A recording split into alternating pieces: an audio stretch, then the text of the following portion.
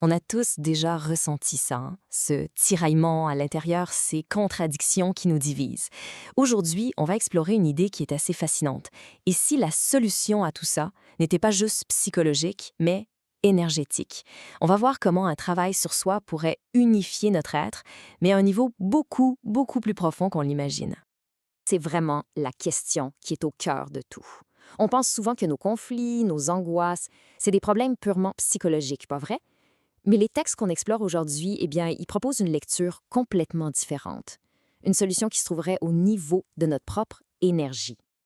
Et voilà le point de départ, ce sentiment d'être constamment tiraillé dans plein de directions en même temps. Nos pensées disent une chose, nos émotions en crient une autre, et nos actions, elles partent dans un autre sens. La source décrit cet état comme la racine même de la souffrance, une sorte de fragmentation de qui on est. Bon, face à ce problème de fragmentation, une solution est proposée. Attention, ce n'est pas une solution magique, c'est une pratique active, intentionnelle, qui est désignée par un mot tout simple mais vraiment puissant. Le travail. Alors, c'est quoi exactement ce fameux travail? L'objectif de ce travail, selon les textes, il est très, très clair. C'est de mettre fin à la souffrance. Et le moyen pour y arriver, c'est de construire pièce par pièce une unité à l'intérieur de soi. C'est donc un effort conscient, délibéré, pour rassembler toutes les facettes de notre être qui sont éparpillées. OK, mais concrètement, comment ça marche, ce travail? Le mécanisme central, le moteur qui fait que tout ça peut fonctionner, ça repose sur le développement de ce que la source appelle la conscience de soi. C'est ça qui rend l'unification possible. Ici, on redéfinit un peu ce que c'est, la conscience. C'est pas juste être réveillé, là. C'est un état mental bien particulier.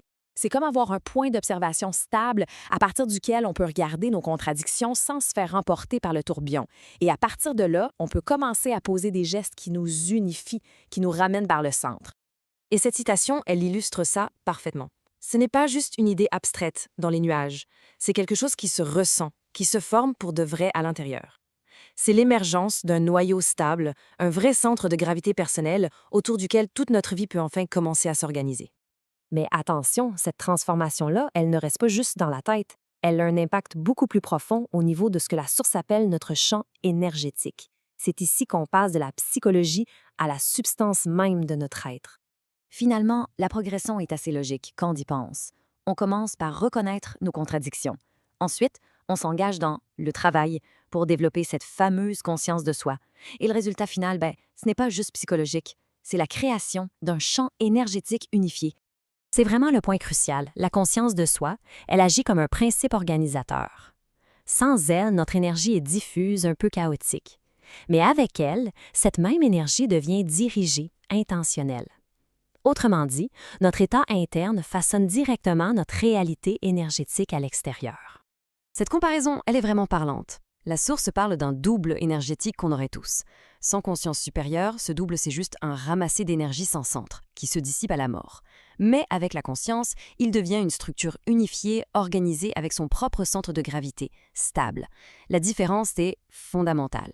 Et c'est là qu'on arrive à l'implication la plus vertigineuse de tout ce processus.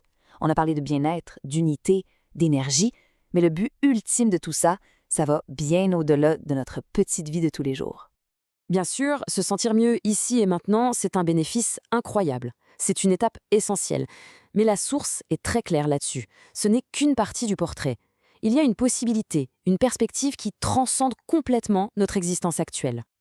Voilà, c'est dit. La phrase est lancée. L'ambition derrière tout ce travail, ce n'est rien de moins que de vaincre la dissolution après la mort. C'est une affirmation, disons, assez audacieuse, qui recadre complètement l'objectif.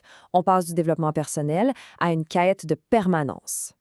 Et pour revenir à notre point de départ, ce fameux quelque chose, ce centre de gravité qu'on forme grâce à la conscience de soi, eh bien, il devient le véhicule de cette persistance. L'idée, c'est que seule une structure énergétique qui est unifiée et stable peut survivre à la désintégration du corps physique. On termine là-dessus avec cette question qui donne à réfléchir. Si on suit la logique de ces textes, la conscience, ce n'est pas juste un phénomène passif qu'on observe. C'est une sorte de substance ou de structure énergétique qu'on peut activement construire, solidifier et peut-être rendre permanente. C'est une pensée qui laisse songeur, n'est-ce pas?